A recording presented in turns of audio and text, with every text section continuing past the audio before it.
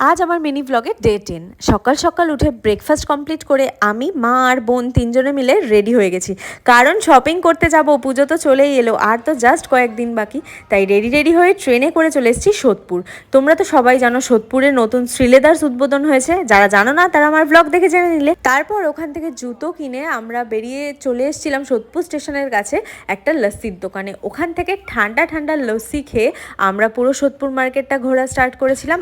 সোদপুর মার্কেটে কি কি উঠেছে নতুন পুজোয়, শ্রীলেদার্সের জুতোর কালেকশন সব কিছু আমার বড় ব্লগে দেওয়া আছে। তোমরা আমার ইউটিউব চ্যানেলে গিয়ে বড় ব্লগটা অবশ্যই দেখো আর আমাকে জানিও কেমন হয়েছে।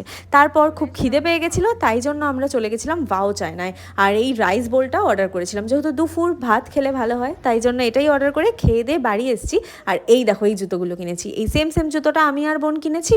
আর নেক্সট এই জুতোটা হলো অভির জন্য, আর এটা বাবার চটি, আর মা একটা সিম্পল জুতো। সো আজকে টাটা, আবার কালকে দেখা হবে।